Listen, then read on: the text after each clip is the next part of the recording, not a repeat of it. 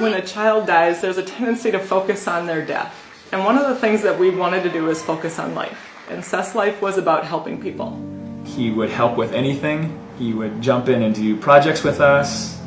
He loved art, and he did a lot with drawing, and he loved telling stories.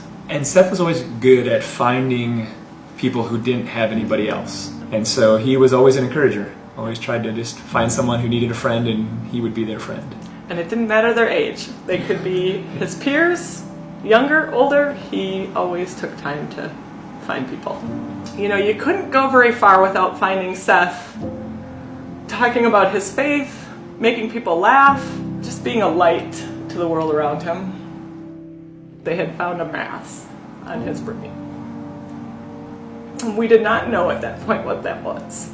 We were looking at 6 months to a year at best.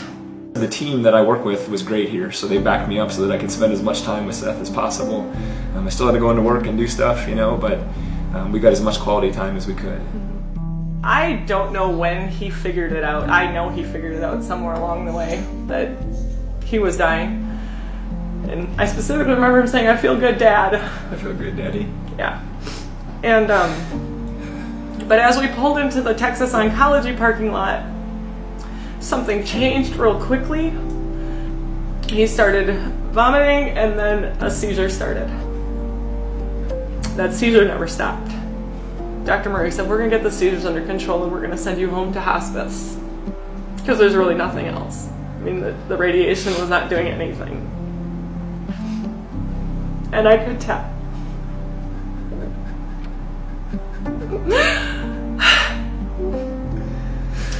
I could tell in that moment that things were not good. So I leaned over to Seth, and I whispered in his ear, and I said, "Seth, we will be okay. You can go." And about a half hour later, the doctor came in and told us that they did not expect him to wake up from that. So I went to get Chad and the boys, and we gathered around his bed. And we talked, and I think we even laughed a little. We cried a lot. We just said goodbye. And for me, going back to work too, and just feeling, God, how can I keep doing this? I know you've called me to do this, but how can I do this when I don't have the energy and I don't have the strength to do it? If it weren't for faith, I couldn't do it, because he's what got me back to what he needed me to be doing. And as hard as our story is, he's given us opportunities to connect to people in ways that I never could have dreamed of. You know, the hardest parts have been the picking up and doing it again. Doing what we love to do as a family, together as a family. And not stopping the living.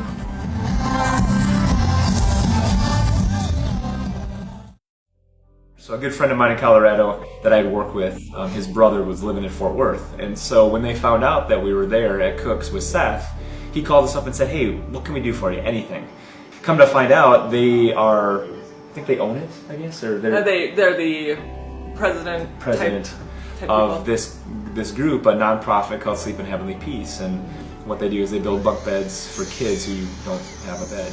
I had the first sergeants come to me and said, "Hey, we want to do something in memory of Seth." They said, "Hey, do you have a charitable organization?" We said, "Well, we know these people. They helped us through the hospital visit, and they build beds." And they said, "Hey, let's do it. Let's raise some money and let's do a bed build." You know, Seth had just turned 13 when he was diagnosed, and so we're like, "Hey, let's build 13 bunk beds and be able to deliver them to kids in the Abilene community." Did you get up there?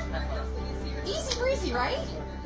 Not only do we have a family that just does everything together, we've got a huge Air Force family that just God put in our lives to carry us through. Yeah, we went through some pretty rough stuff, but when you got people around you who love you and a God who loves you, you can get through it too. Yep.